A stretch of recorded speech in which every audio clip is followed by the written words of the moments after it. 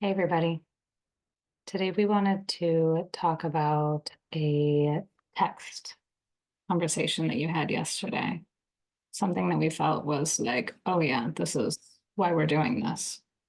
Yeah, so I got a text from a good friend of mine who asked me if I would be willing to chat with a buddy of his who was just diagnosed with prostate cancer.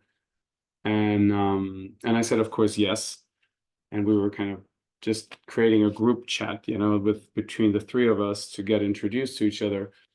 And then I recognized that my friend actually he thought that I also had prostate cancer. He forgot, which I didn't. I had testicular cancer.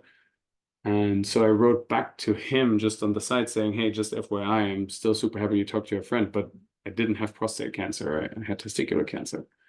And he was like, oh, well, I guess you guys can still talk. And I was like, no, totally. Like it's all the important stuff that's not related to the cancer that you actually have. Mhm. And the feedback that I got right away was kind of like, oh, I've never thought about it like that. Mhm. Yeah, I mean, that's what the doctors are for, right? The doctors identify it, they specialize in it. They're the ones that can treat you physically, specifically for the cancer. And then there's physical recovery, perhaps physical change that we want to take place with our diets and our exercise. There's the mental side. My God, the mental side. There's the spiritual side. Yeah. It's just there's so many things. It's like an iceberg, right? The cancer itself, at least in our experiences, was like 5%. It was the tip of the iceberg. And it was that other 95% that we just felt like we Yeah. were carrying once we got these diagnoses, right? Yeah, I fully agree. Of course, that 5% in the beginning, it feels like somebody is Yeah, it taking the feels like floor off, everything. and it feels like everything.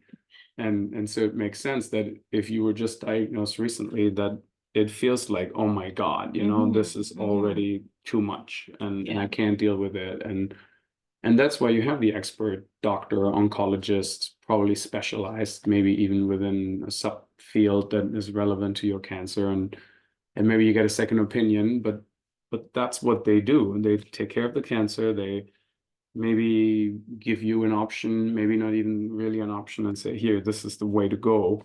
Right. And then you do that. And and then there's just all that other crap that happens. And Hmm. I think in our case at least, we had good hospitals Yeah. like that took care of the cancer Hmm. in a good way Yeah. professionally. And And relatively straightforward too. I mean, there are yeah, people that are given, like you could do this treatment or this treatment or this treatment and this optional treatment yeah, or more prevention. yeah, And yeah, it was a pretty straightforward, but also pretty fast experience, and kind of you get in it really fast and furious. fast and furious, Yeah. and then you don't get out of it fast and furious. Right.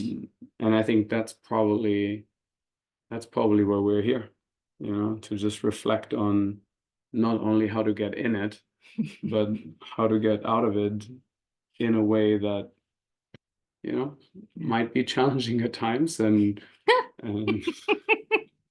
It might be. and still is. If it's not for you, please let us know the secret.